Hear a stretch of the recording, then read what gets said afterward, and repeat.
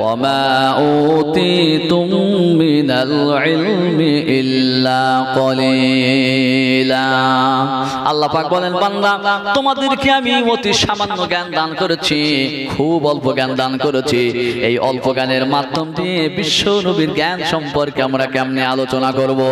হাদিস শরীফের মধ্যে এসেছে আল্লাহ নবী বলেন ইন্নামা বুইস্তু মুআল্লিমান, আল্লাহ রাব্বুল আলামিন তিনি আমাকে গোটা পৃথিবীর মানুষের জন্য শিক্ষক করে পাঠিয়েছেন। আমার ভাইরা, যে নবী দুনিয়ার জমিনে কারো কাছ থেকে লেখাপড়া শেখেন নাই, কোনো স্কুলে যান নাই, কোনো পাঠশালায় যান নাই, কোনো বইয়ের পৃষ্ঠা আলগা করে পড়তে পারেন নাই, সেই নবী বলেন আল্লাহ রাব্বুল আলামিন গোটা পৃথিবীর মানুষের জন্য আমাকে শিক্ষক করে পাঠিয়েছেন। তার মানে কি? তার মানে হলো আমি আপনি দুনিয়ার জমিনে যে জ্ঞান অর্জন করেছি, হতে পারে আমার আপনার কোনো মাস্টার আব্দুর রহমান কিংবা আব্দুল জব্বার, কিন্তু আমার বিশ্ব নবী দুনিয়ার জমিনে কারো কাছ থেকে লেখাপড়া শেখেন নাই, বরং আমার বিশ্ব নবী যার কাছ থেকে লেখাপড়া শিখেছেন তিনি হচ্ছেন মহান আল্লাহ। জোরে জোরে বলুন সুবহানাল্লাহ। আল্লাহ যারা শিক্ষক হয়ে যান, পৃথিবীর মানুষেরা তাহলে কি শিক্ষা দিবে? আমার ভাইরা, সেই নবীর জ্ঞান সম্পর্কে আলোচনা কি করব? আল্লাহ পাক তো আমাদের ব্যাপারে বলেছেন ওয়ামা উতিতুম মিনাল ইলমি ইল্লা কলিলা। আল্লাহ পাক আমাদের ব্যাপারে বলেছেন বান্দা আমি তোমাদেরকে অতি সামান্য জ্ঞান দান করেছি, এই সামান্যতম জ্ঞানের মাধ্যমে বিশ্ব নবীরে কেমনে চিনবো? তবু দুই একটা কথা বলে গেলাম।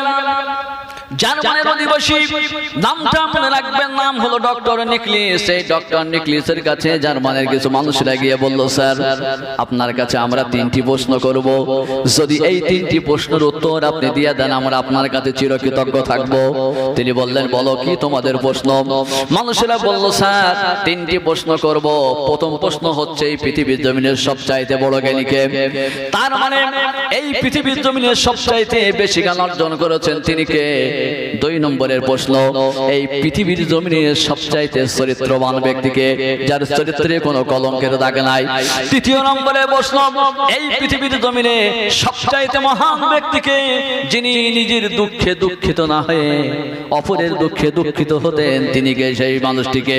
আমার ভাইয়েরা, জার্মানের মানুষেরা যখন এই 3টি প্রশ্ন করলেন, এবার জার্মানের অধিবাসী ডক্টর নিকলিস বললেন সালাম।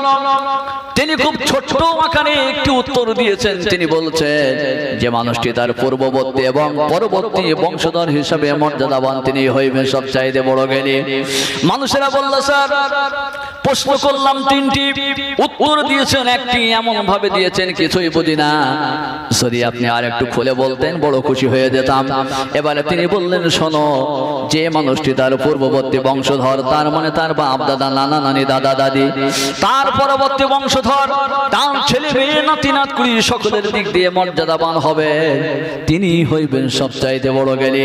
মানুষেরা বলল স্যার যদি আপনি আরেকটু নামটা বলতে আমরা বড় খুশি হয়ে যেতাম।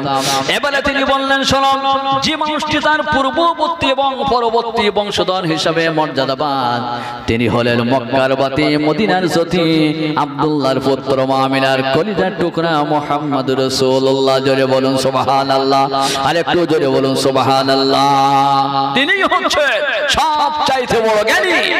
মানুষেরা বলল স্যার আপনার ব্রেন বুদ্ধি খারাপ হয়ে গেছে, আপনি এমন একজন মানুষের নাম করে, এমন একজন মানুষের নাম আপনি বলেন, ওই মানুষটা জীবনে কখনো কোনো স্কুলে যান নাই, কোনো কলেজে যান নাই, কোনো পাঠশালায় যান নাই, কোনো কাহারো কাছে লেখাপড়া শেখেন নাই, কোনো বইয়ের পৃষ্ঠা আলগা করতে পারেন নাই, আর এই মানুষকে আপনি সবচাইতে বড় জ্ঞানী বলে, তার মানে আপনার ব্রেন খারাপ হয়ে গেছে নাকি? কথা বলছেন নাই।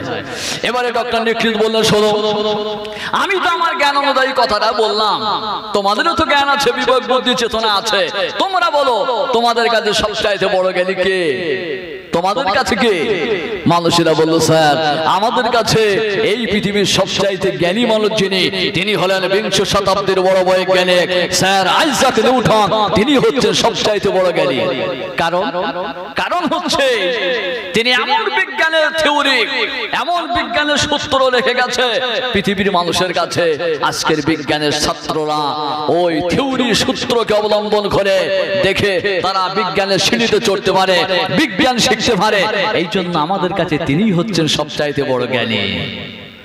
এবারে ডক্টর নিকলিস বললেন শোনো, তোমরা সারাই দেখলে উটনকে পৃথিবীর সবচাইতে বড় জ্ঞানী বলে মনে করো, আমি সারাই দেখলে উটনের কথা একটা তুলে ধরছে, যেটা তিনি নিজেই বলেছিলেন। তিনি মহাসমুদ্রে, তিনি সমুদ্রের কিনারায় দাঁড়িয়ে, মরুভূমির প্রান্তে দাঁড়িয়ে দুই একটা বালুকণা হাতে তুলে নিয়ে তিনি বলেছিলেন, আমি সারাই দেখলে উটন যা কিছু জ্ঞান অর্জন করেছি এই মরুভূমির দুই একটা বালুকণা ছাড়া অন্য কিছু নহে।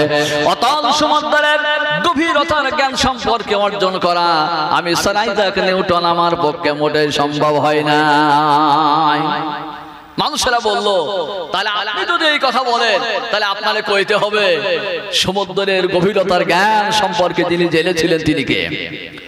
তিনি বলেছিলেন অতল সমুদ্রের গভীরতার জ্ঞান যিনি অর্জন করেছিলেন তিনি হলেন মক্কার বাতি মদিনার জ্যোতি আব্দুল্লাহর পুত্র মা আমিনার কলিজার টুকরা মুহাম্মদুর রাসূলুল্লাহ। জোরে বলুন সুবহানাল্লাহ, আর একটু জোরে বলুন সুবহানাল্লাহ। তিনি হচ্ছেন সবচাইতে জ্ঞানী।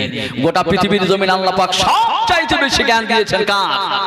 কথা বলে কার? আমার আপনার নবী, বিশ্ব নবী, নবী মুহাম্মদুর রাসূলুল্লাহকে আল্লাহ পাক সবচাইতে বেশি জ্ঞান দান করেছেন। পৃথিবীর জমিনে অতটা জ্ঞান আল্লাহ পাক আর কাউকে দান করেননি এবং করবেন না।